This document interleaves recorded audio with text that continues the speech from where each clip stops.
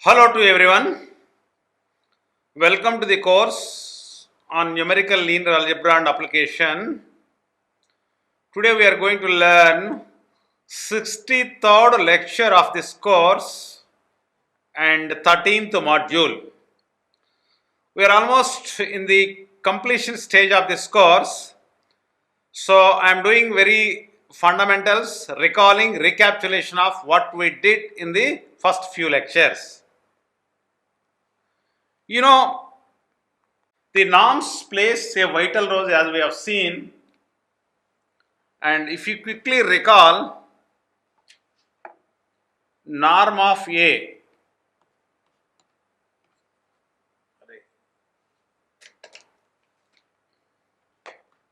So we are going to learn norms and inverses, norm invariants, and more examples on this finite digit arithmetic and norms. Let us quickly recall. Let A be a M by N matrix. A be a N over N matrix, M over N matrix, rectangular matrix. If M is equal to N, it becomes a square matrix.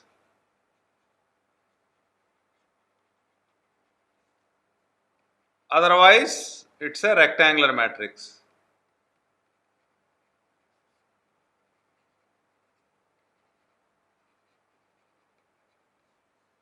It's a rectangular matrix.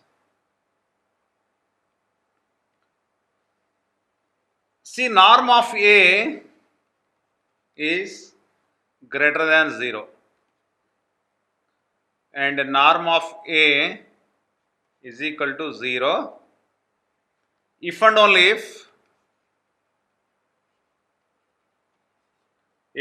if A is a 0 matrix. A is a 0 matrix.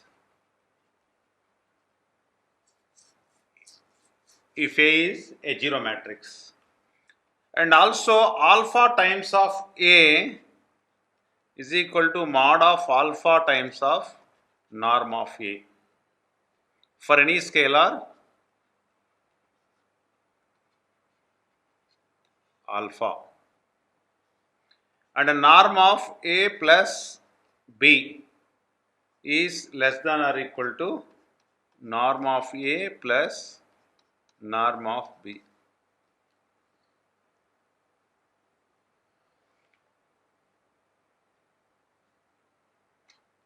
So we also can define matrix norm as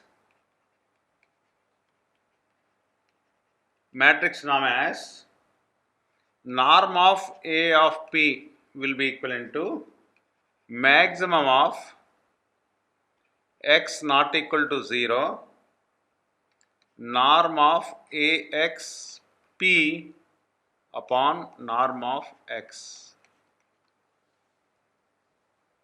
This is called subordinate matrix norm. This is called subordinate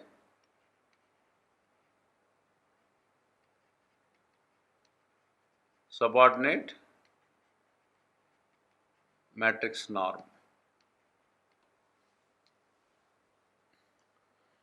A very useful norm which quite often we use, what we call it is P norm.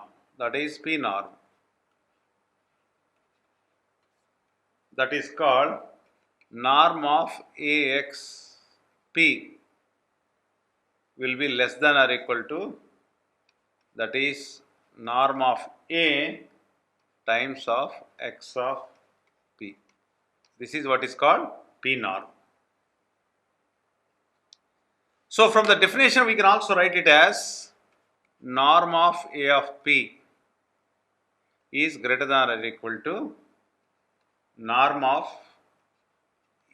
Ax P upon norm of x P. So after having done these two things, easily compatible P norms, that is easily compatible P norms we can write it as, that is, norm of A of 1 will be equivalent to maximum of 1 less than or equal to j less than or equal to n summation I is equal to 1 to m mod of Aij. This is called maximum column sum norm. So it is called maximum column sum norm. Maximum column sum norm. Also, we will write norm of A of infinity.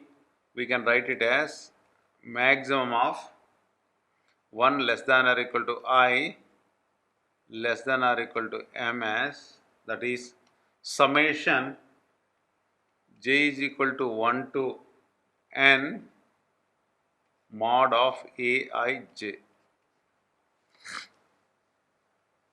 That is called maximum row sum. This is called maximum row sum.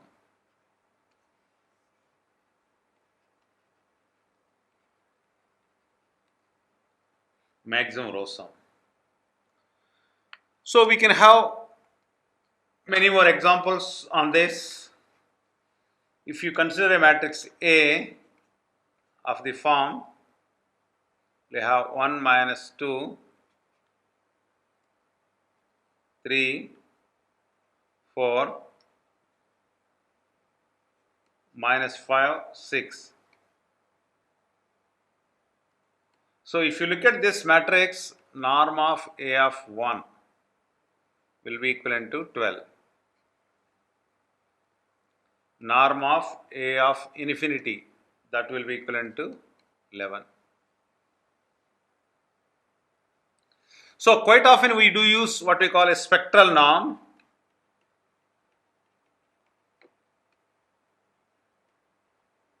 Spectral norm, it is quite often we use maximum of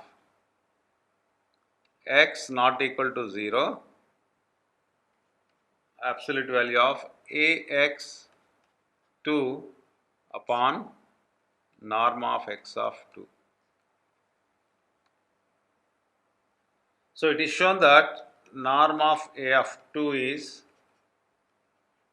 maximum eigenvalue of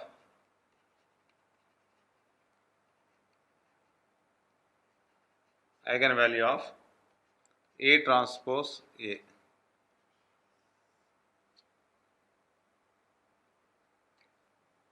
Okay, so similarly we can have another matrix. Let's say I have a matrix A is equal to 2, 5, 1, 3.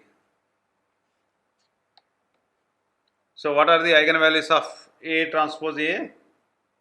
That is, if you look at A transpose A, you can have 2, 5, 1, 3. A transpose multiplied with A, 2, 5, 1, 3. So this can be written as 2 to the 4 plus 1, 5, 5 to the 10 plus 3, 13, 5 to the 10 plus 3, another 13, 5 5 is 25 plus 9, 34. So what are the eigenvalues of this matrix? A transpose A minus lambda, that will be equivalent to absolute value of 5 minus lambda, 13, 13, 34 minus lambda. So that will be equivalent to 5 minus lambda, 34 minus lambda minus 169 is equal to 0. So what you get over here is, when you compute these eigenvalues, the eigenvalues turns out to be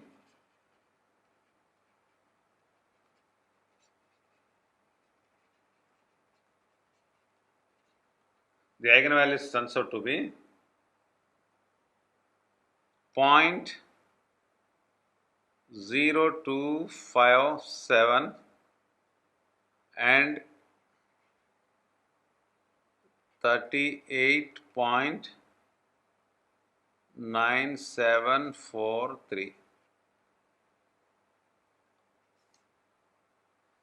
and the norm of A of 2, it will become 38.9743 under square root. That will give you 6.2429. Okay, so apart from this, there is a what you call the Frobenius norm. The Frobenius norm.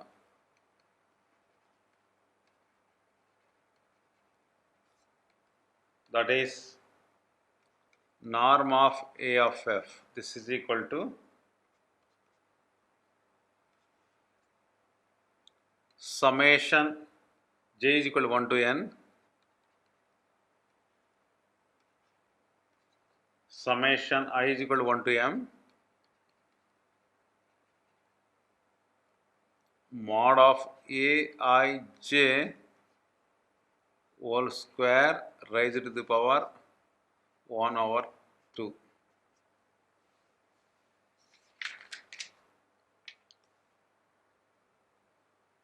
So in fact, if you look at into this, the compatibility of these norms can also be demonstrated. That is, norm of Ax times of V will be less than or equal to norm of A times of M and norm of X of V. So if you have the matrix A is equal to 1, 2, 3, 4, then norm of A of f will be equivalent to square root of 30. So two important properties of the Frobenius norm is, that is, if you have an identity matrix, that is the norm of I, that is identity matrix, which will be 1, and identity matrix, that is 2 norm, is also equivalent to 1, and identity matrix infinity norm is also equivalent to 1. These are very special cases, identity matrix. Frobenius norm is square root of n, right? So that is norm of, that is Frobenius norm is nothing but square root of n, right? So that is square root of n means it depends upon. So Frobenius norm is nothing but the square root of all those things, that is 1 plus 1 plus 1 plus 1 plus, that is called Frobenius norm. So for identity matrix and the 1 norm, 2 norm, infinity norm, right? There is a 1 norm of matrix, 2 norm, 3 norm, p norm, and infinity norm, all are 1, but what would happen to the Frobenius norm? Let us consider a matrix of I is equal to, let's say, that is 1 0 0 0 1 0 0 0 1. So I want to compute the 1 norm, it turns out to be 1. I want to compute the 2 norm, it is also 1. I want to compute the infinity norm, it is also 1. If I want to compute the Frobenius norm, it is square root of 3.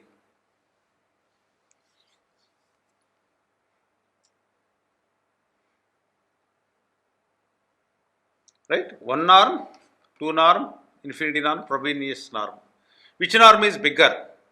1 norm, 2 norm, infinity norm, or Frobenius norm?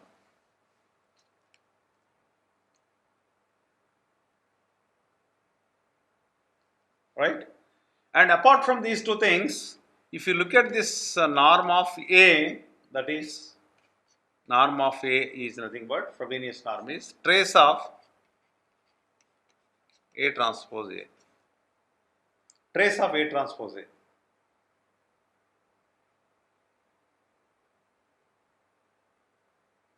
So A transpose A is, see now Frobenius norm is nothing but trace of A transpose A. So A transpose is identity. So trace is nothing sum of the all the elements. So 1 1 1 1 you get it.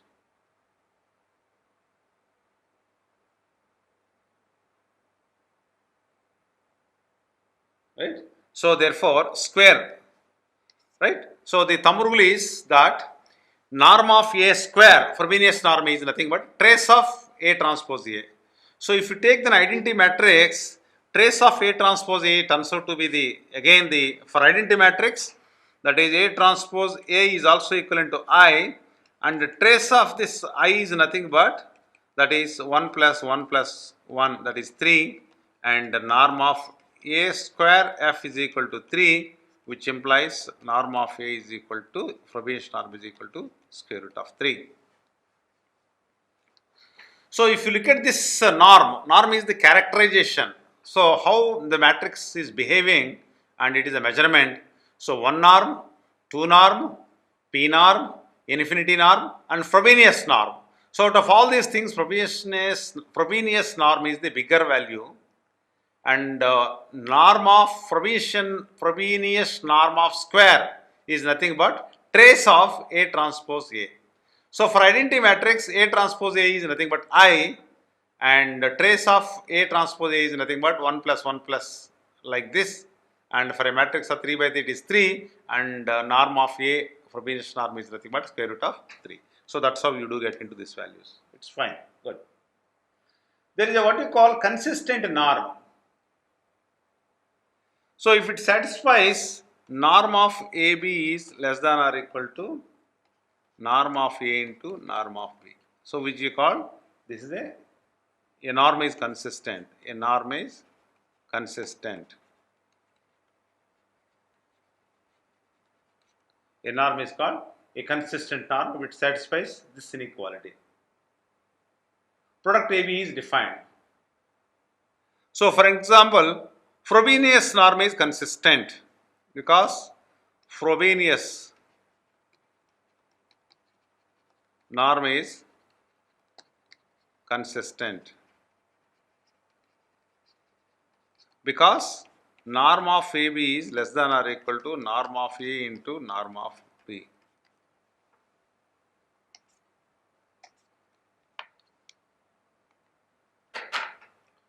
Well, there are many more properties of the norm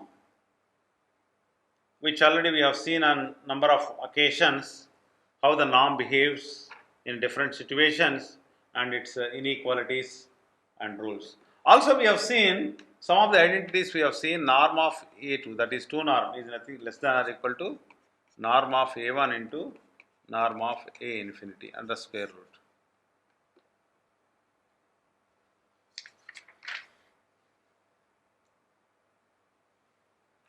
And having had these things, we can also define the following theorem, that is, what this theorem states is,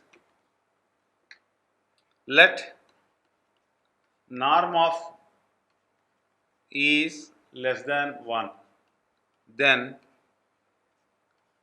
1 I minus E is non-singular.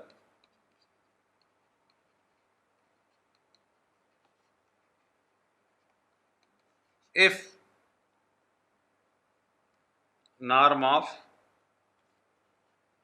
I minus E whole inverse is less than or equal to 1 minus norm of E whole inverse.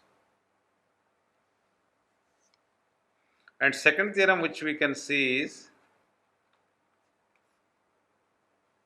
if norm of E is less than 1, then we can write it as I minus E whole inverse minus I will be equivalent to less than or equal to norm of E upon 1 minus norm of E.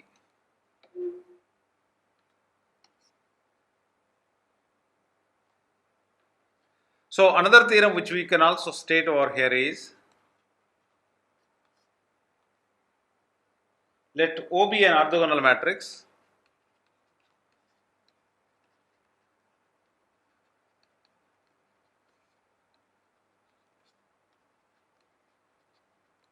let O be an orthogonal matrix, then we will have, that is 1, then second is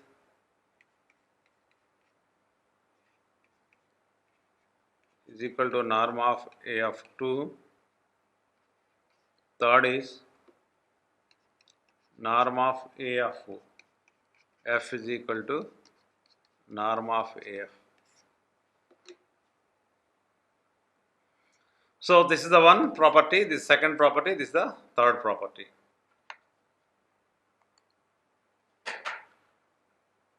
And there are many more invariant properties of this norm also. So we will have the proof is very simple for the case, that is norm of O of 2 is 1. Okay, that is the what is this matrix is orthogonal matrix.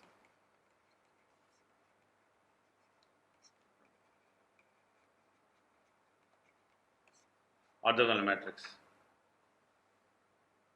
So spectral norm. So by the spectral norm we will have, that is the row of O transpose O.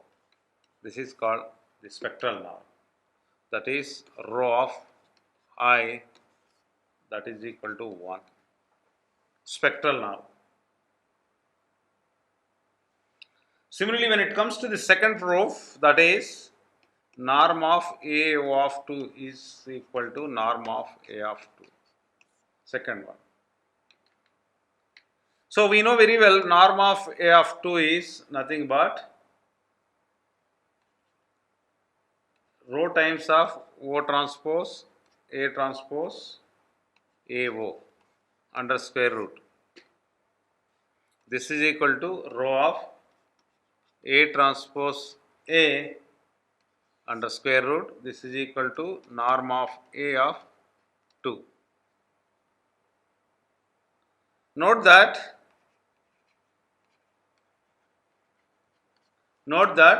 the spectral radius remains invariant. The spectral radius remains invariant.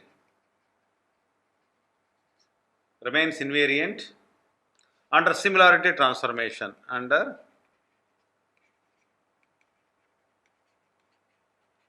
similarity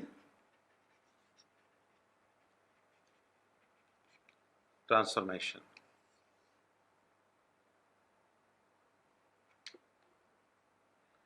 So third proof is very simple. Proof of the third one, that is norm of AO of F will be equivalent to norm of A of F.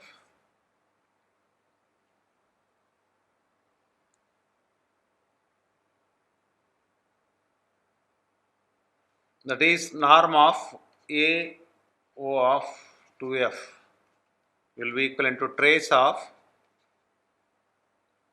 O transpose A transpose AO. So this is nothing but trace of A transpose A, and that is equal to norm of A to F. This completes the proof.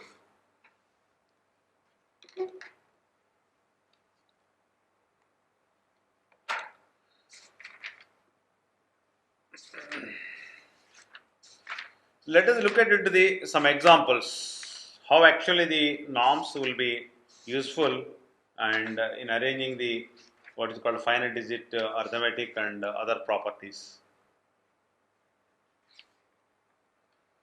So already we have seen that the floating point representation of the numbers, when you are trying to see the calculation of the numbers and how good they would be useful for computing the applications in the different fields. Already we have seen in the previous cases how these floating points would be useful in the round of calculations and other important things. For example, if you have the finite digit arithmetic, finite digit arithmetic,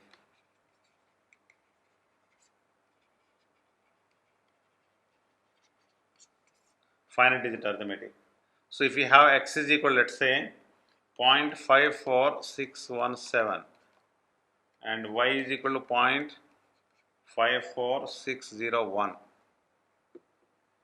So d is equal to, let's say, x minus y, and this is equal to 0.000016. So I can call it as x cap, that is equal to, I will write this x cap as 0.546. 4 digits we are doing.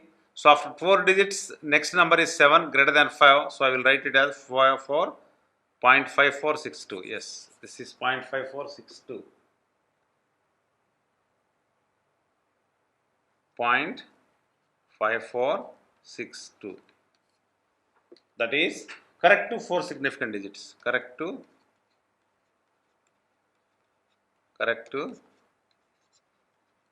4 significant digits.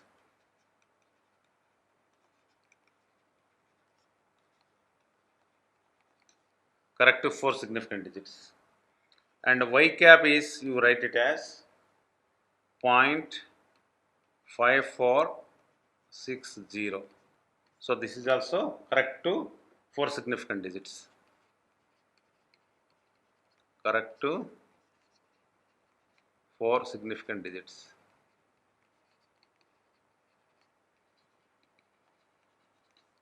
Correct to 4 significant digits. So when you write d is equal to x cap minus y cap, that is equal to 0.0002.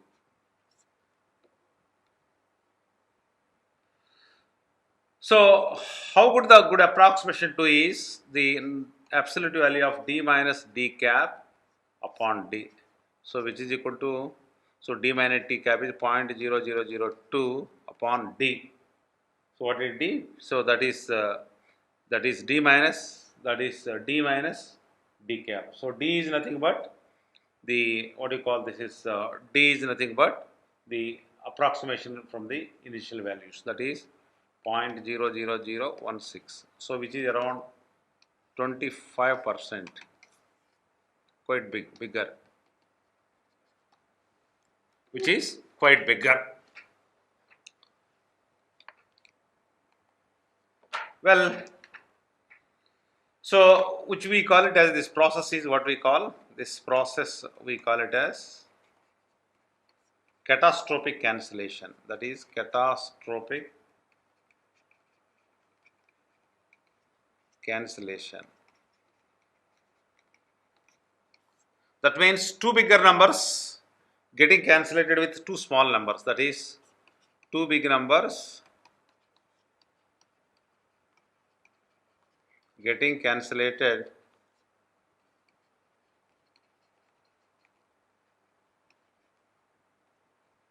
with too small. That is what is called catastrophic cancellations. So we would have a remark over here. It is noted that in many cases, as we see, subtraction is performed rather accurately. We do perform the very accurate subtraction. It is not a cause of error, rather it is reveals the error made in earlier computation, what we did in the computation earlier, or even those in the data associated with the subtraction. So indeed, cancellation highlights the earlier errors. So it highlights the earlier errors. So we wanted to do that, avoiding cancellation.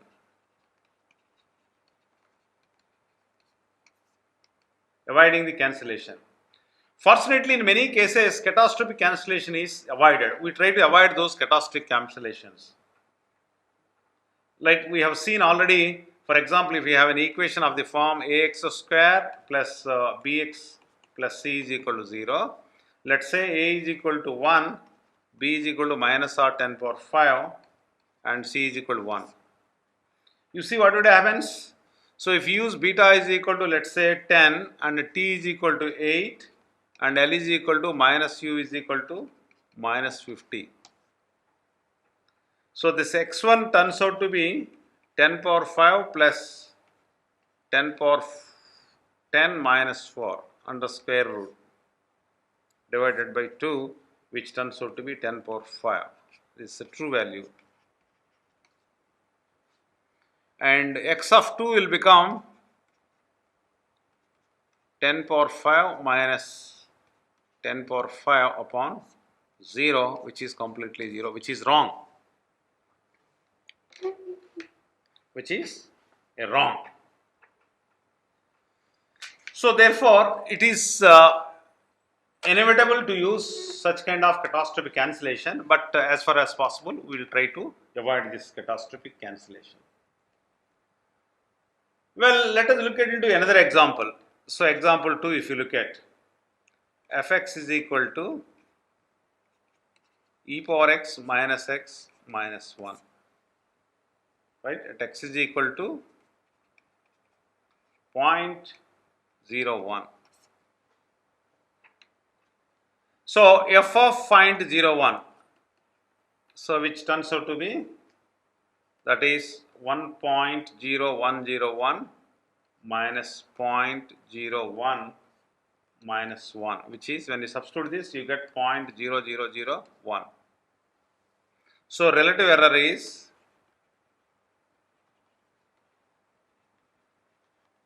0.0001 minus 0.00050167 upon 0.405016.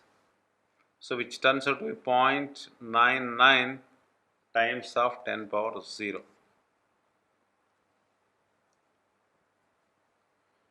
So what would happen is, so as you know very well, e power x, when you write e power x, it is nothing but 1 plus x square by 2 factorial plus x power 3 by 3 factorial and so on and so forth.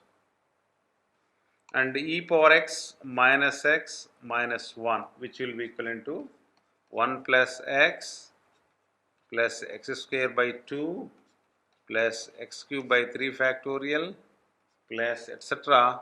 minus x minus 1. So which is essentially x square by 2 plus x cube by 3 factorial, x power 4 by 4 factorial and so on and so forth. For x is equal to 0.01, then you will have the expression, that is, so if you write this expression, you get it as 0.0004050167, correct to 5 decimal places.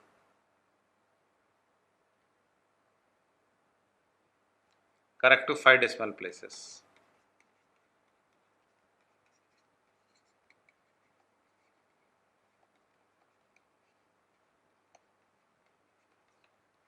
Correct to 5 decimal places. So there is another process what we call recursive computation. Recursive computation. Recursive computation is one of the very fundamental thing which we do it in many cases. Suppose I wanted to make the computation En is equal to, let's say, integral 0 to 1 x power n times of e power x minus 1 dx. I wanted to make recursive computation for different values of n. for different values of n. So by parts, what we do is by integrating by parts.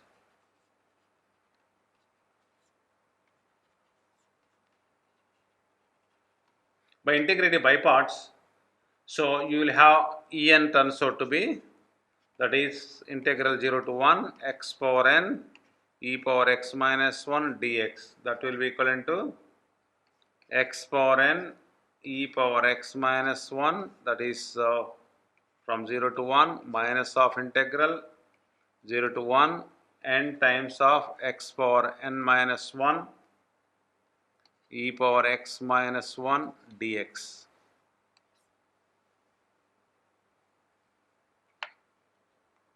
Or else we can write it as e of n, we can write it as 1 minus n times of e of n minus 1, that is n is equal to 2, 3, etc. So if you use beta is equal to 10, t is equal to 6, and E1 is, it turns out to be 0.367879. 6-digit approximation, right? If you use 6-digit approximation, that is 1 over E, and you will have from this E1 we can have the following. E1 is, that is 0.367879. That is the E1 approximation. And E2 approximation, it turns out to be 0.26424. I mean 6-digit approximation. So whatever calculation I do it, I will be doing 6-digit approximation. And E3 turns out to be 0.207274. And E4 approximation, it turns out to be 0.170904. So like that you will have, then ultimately I will have E9th approximation, that is 0.068480, which is actually not proper.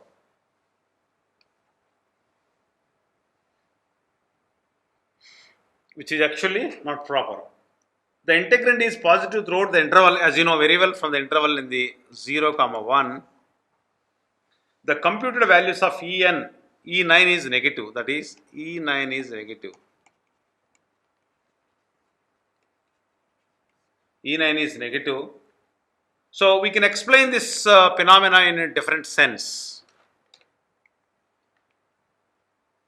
We can explain this phenomena in a different sense. So what we do is, we will try to rearrange. So rearrange the recurrence.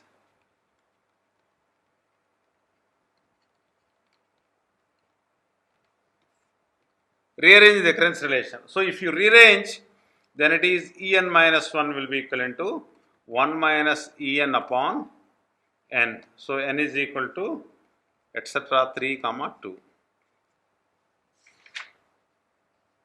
So you will have En is equal to integral 0 to 1 x power n e power n minus 1 dx. That will be less than or equal to integral 0 to 1 x power n dx.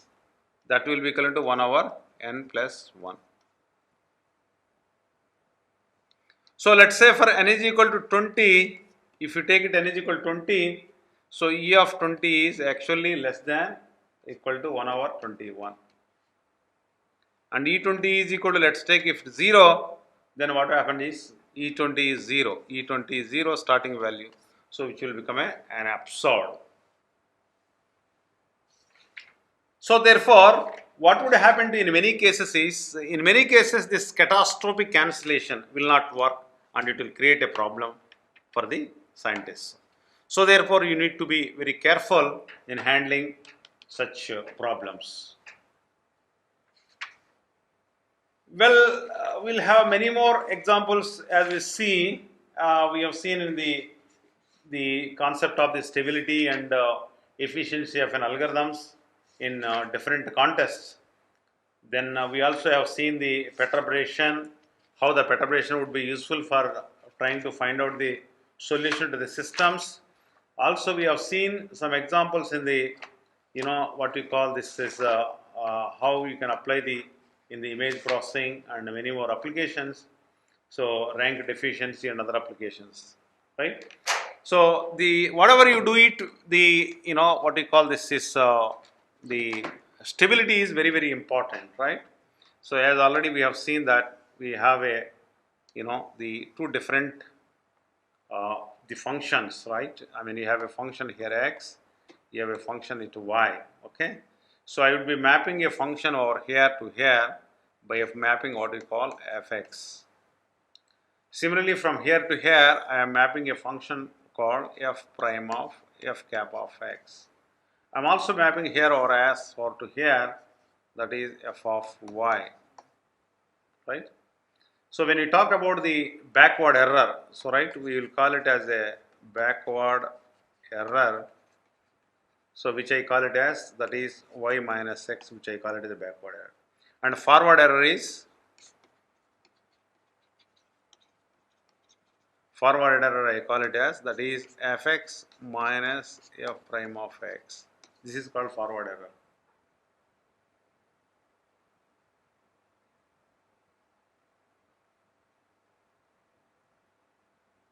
So when you calculate the backward error and forward error, so the idea is, I mean, why do you calculate the error? Error you want to calculate to get the approximation better by reducing the error.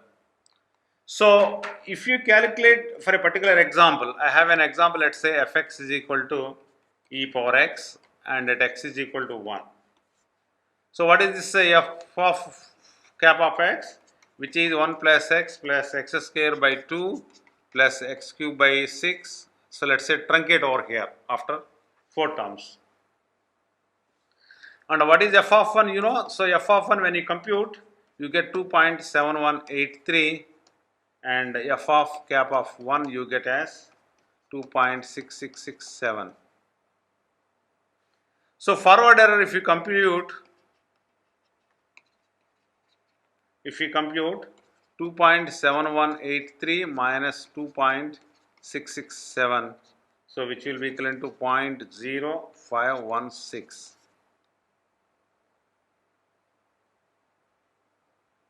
So backward error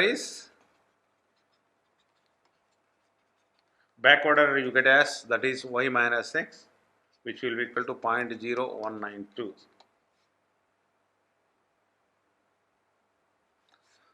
So what is the physics behind this forward error and backward error? How they would be useful for a particular applications, right? So how you would be computing the inner product for the forward error and backward error, and how they would be enabling the stability of a system. For example, if you have a stable system like this, okay, I will have a x and associated with is the fx, f cap of x, and I have another y associated with f of y, and for this is y. So I wanted to have a stable algorithm. How I could able to make the algorithm is more stable, right? That's the basic idea of calculating the backward error and forward error. And I want to find out a system Ax is equal to B where I would be able to get the best approximation. That is the basic idea for real life applications. So I wanted to see the best approximation for real life applications, how best I could able to do it in order to get the best approximation. So therefore altogether, I mean we have seen several examples at several stages how it would become a better approximation in order to find out the solution to the real life systems. So in conclusion to the course, let me recall what we have done in the completion of this course.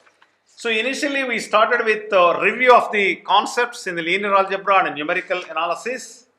Then we went for the floating point arithmetic in module 2, and then we also see the errors in computation in module 3, and also we have seen in errors and stability of the algorithms in module 4. Then Gaussian elimination and its associated properties we have seen in module 5. And module 6, we have seen the linear systems, how different systems, how they would get able to get the approximations, then followed by the singular value decomposition and so on and so forth.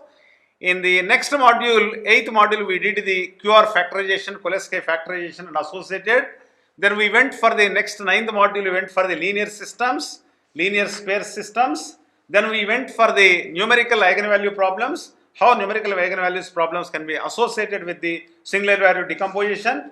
Then we went for the iterative methods for large systems and with different examples. That was done in the 10th module. And 11th module, we did some more examples on SVD and other things. 12th module, we did some physical applications arising in the differential equations, integral equations, and computer robotics and image processing, many more areas. And 13th module, we did a revision of all the concepts and made a what are the important things which we do it in the course of time. So altogether, I have conducted 63 lectures of this course, and I am sure that I have enlightened, I have put forward my full effort in order to encourage, in order to stimulate, in order to teach, and above all the learning process for me also. I was very comfortable, and I am sure that you might have enjoyed. Any feedback, any suggestions, any improvement will be highly solicited. And I also made the 12 assignments, and all the assignments are given very nicely, and I am sure that you will be able to do it, and the audience would benefit a lot. So thank you very much for giving me this opportunity and staying with me throughout this course, and I would make a conclusion for this course. Thank you very much once again. Thank you.